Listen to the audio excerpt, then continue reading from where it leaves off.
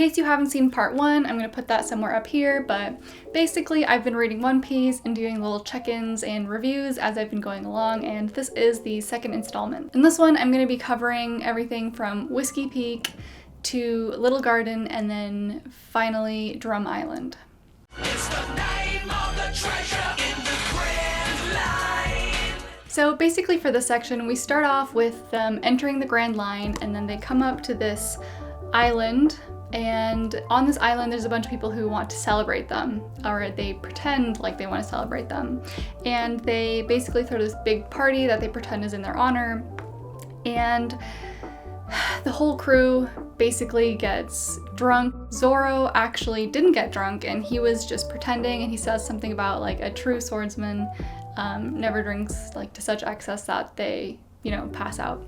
Which obviously, secures his spot as the elite Straw Hat member because, of course, that's common sense. Really reinforces my stance as him being my favorite character. We then also find out that Nami also didn't drink to excess, which also, those are my top 2 favorite characters, so great for them. A quick note about the Cactus Island, which I just thought was very, I almost laughed out loud at this reveal when they showed in the close-up that all the spikes on the cactus are actually these cross tombstones.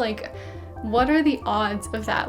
Was the cactus, was the island shaped like a cactus that didn't have spikes, and then it was just a convenient coincidence? What was the order of those things happening? Because I thought it was kind of a funny coincidence, and that reveal made me giggle. I recently watched Terminator 1 and 2, and I didn't know much about Terminator, but it became very clear to me that there was a lot of Terminator influence, especially in Zoro. In general, a lot of the characters so far in One Piece, there is this just emphasis on a very competent character who's kind of undefeatable, and I saw a lot of that when Zoro was fighting all the people on the island by himself. He was just kind of this perfect killer, basically. I then also found out later that Ichiro Oda is actually a big Terminator fan, and he has the whole skeleton, so that was very validating and very interesting, I thought. This arc didn't really do a lot for me in terms of Luffy, because it has this one scene where Luffy and Zoro have a fight. I might just try and pretend like that never happened. We also have the introduction of Princess Vivi in this volume. I guess technically she was introduced a little bit earlier, but we didn't really know who she was until this volume. And with her comes obviously Karoo, which is her big rideable duck companion / guardian. Karoo is an interesting character to look at One Piece with a vegan lens through, because as we know, riding horses isn't vegan. As we know in One Piece previously, the line between sentience and species, it's all a bit blurry. We have the fish people, and then we have Karoo, who seems to be able to communicate with Vivi a little bit, and there's a lot of characters who kind of are of a slightly different species, but they're still able to communicate and kind of live in this human world. So I think that the way that I'm going to and have been approaching Karoo is assuming that they have a level of communication that maybe a horse doesn't have with a human, and we can assume that everything Karoo is doing is willing and consensual, and that kind of helps with that equation. One final note on Vivi's introduction to the crew is that it is very generous of Luffy and the crew to offer to take Vivi back to her island, because they have no idea where this island is, they don't really know what they're getting themselves into, and for basically a complete stranger, they endanger their lives in what seems to be a really significant way. I mean, for Nami, we know that she thinks she's gonna get 1 billion berries or something, but basically this was a complete stranger who they kind of had a fight with recently. So this brings us to Little Garden, which I think might be my least favorite arc so far. The 2 main reasons is number 3's power and the weird candelabra, and also I just don't really like the giants as characters, but I'll talk about that more in a second. I want to take a second to talk about this idea of a pirate lunchbox, which you'll see is noted with a little asterisk when I think Luffy asks Sanji for a pirate lunchbox, and the little note is a pirate's lunch is a vegetable-free lunch for quick energy. And that brought me to another point, which is that we do not see them eat a lot of fruits or vegetables. So I'm wondering, are they all just wildly constipated? Like, what's happening? Because we know sailors and probably pirates also got scurvy because they didn't eat fruits and vegetables. Like, their diets do not seem good. I'm worried for their bowels, to be honest. Okay, so the Dory and Bragi fight, I just think that's kind of annoying. I'm a little bit with Nami when she says, like, what's this stupid fight about nothing for? Because I think this whole concept of, like, fighting for your honor is, like, just silly and outdated, and I know that they are from the past, but I really don't like the way that Usopp, like, idolizes it. Even though I guess if any character should idolize that, it maybe is Usopp, because he does need a little bit of honor. On to the weird giant candle. Like, did this thing materialize? How quickly can this Mr. 3 like materialize all this wax? Why does it have a face? Like, why is it misting wax? I just have like too many questions. That's a big part of why I mentioned this is my least favorite arc so far. But I did actually find it very funny when Zoro got stuck and he was like gonna strike a pose and he like started to cut his legs off. And then I think Nami said, oh, it hurts just looking at them. And he said like, then don't look. I thought that whole exchange was really funny and kind of was like the saving grace for this arc, but yeah, not a fan of the candelabra face. Speaking of Terminator, Zoro and cutting his legs off, big Terminator energy. Like, there even is a part where the Terminator cuts his arm off to free himself from like one of the gears in the factory. He's also so stoic about it. Like, Zoro kind of is Terminator, which is really interesting because I really like the Terminator character, and Zoro is my favorite One Piece character, so. There is actually a Sanji win, in my opinion, when he is in the enemy camp and he picks up the snail phone and he kind of fakes his way through that conversation and tries to get the enemies off of their trail. I like this part because I'm starting to realize that my favorite parts of One Piece are the parts where we're not necessarily fighting, although I do enjoy a lot of that. I think the fights can be really fun and engaging, but I really like it when it starts to get a little bit deeper and it starts to weave these threads that you know are gonna have some payoff later. I will concede we had two pretty good Usopp moments, the one where he did like the fake out star, and then also the one where he used the rope soaked in some kind of flammable material to melt the wax that had sealed up his friends to melt and free them. So when the Straw Hats leave the island, Dory and Bragi, the giants, they do end up actually sacrificing their weapons to save them from the island-eating goldfish. So I think that maybe implies that there was an end to their fighting, which I liked. So I liked that they kind of gave up on this honor idea, but I mean, they did do it because Luffy and his crew like sacrificed themselves for their honor or something, so it's like, it's only so-so, but I did think that that was kind of a nice ending. They recognized that they should move on from their endless fighting and maybe there's like more to the world. So that was positive. That brings me to my next vegan point, which was killing the island-eating goldfish. And I think that this is permissible as it was an act of self-defense. Or I guess it wasn't technically self-defense, it was in defense of your friends, but either way, I think that one's fine. Now we're on to Drum Island, and this starts with Nami getting sick. It's in this part where you kind of start to get to see a little bit more of Princess Vivi's personality, and I actually really like the way that the friendship between Nami and Vivi is portrayed. I like that they're both really smart and capable women. It actually almost like went a little bit too far at a certain point where I felt like the onus of the seriousness of the situation and like the responsibility was being taken on by the female characters. Like, I didn't really love that the caretaking role was placed so squarely on like Vivi's shoulders. And while on one hand, like, it's nice that she's shown to be so like capable of and intelligent, but on the other hand, I didn't really like the way that like the male character is just kind of like floundered and didn't really know how to help, and I feel like that kind of reinforced like female equals caretaker, and I didn't really love that. Next was one of like the kind of like the cheesy things, but like cheesy in a way that kind of got to me, and that was when Nami was like saying that she was okay and she went out to try and navigate the ship, and everybody was telling her like, no, go lay back down, but she makes an assessment that they need to change the course of the ship because she sensed something in the weather. And then there was like a cyclone, and if Nami hadn't come and redirected the ship, they would have run right into it and it would have, I don't know, sucked up their ship or something.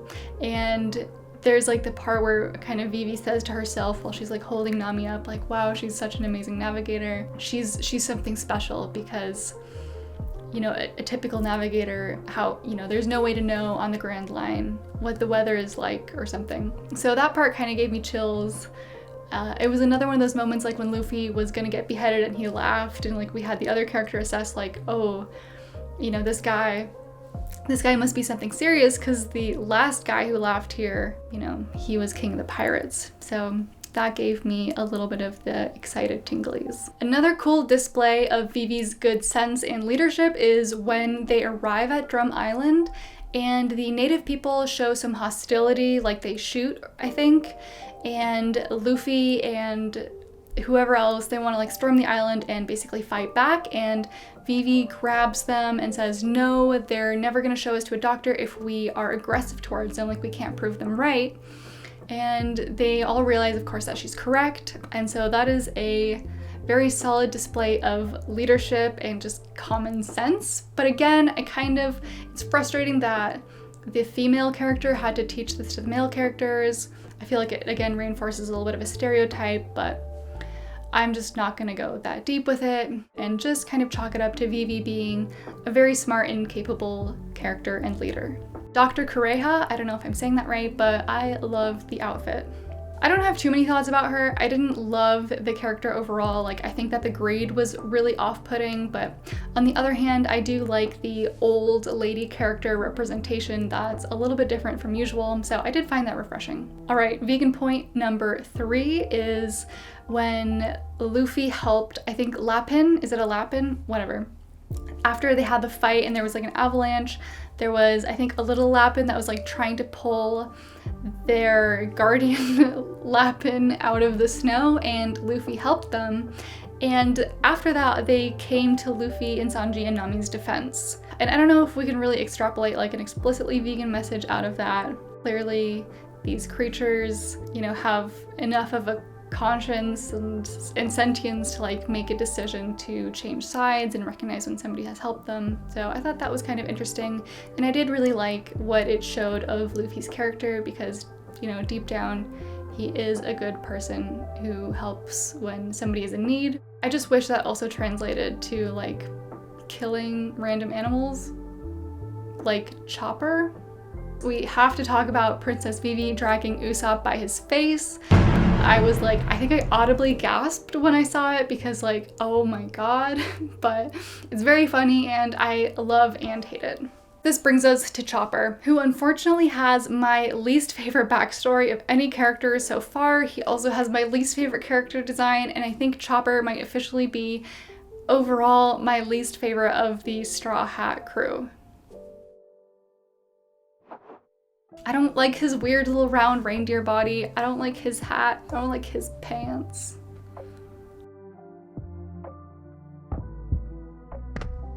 I do find his backstory interesting, but I just didn't like the doctor character. Of course, it's really unfortunate, and I think there's like a really good moral to the story, or at least something important to be gleaned from, you know, the backstory of him becoming different from his crew or his family, and then being rejected and then taken in by others who accept him for who he is. Just Chopper's character in general, I'm just not compelled by yet, but maybe that'll change. I mean, Usopp has started to grow on me. I forgot the name of the doctor that took Chopper in, but something that got me confused and I wasn't really able to answer for myself was, why in medical training would you not explain that the skull and crossbones means that something is poisonous, and like also just what a definition like for poison is? I just feel like that is like a weird inconsistency, and the whole like mushroom mix up I just thought was really strange.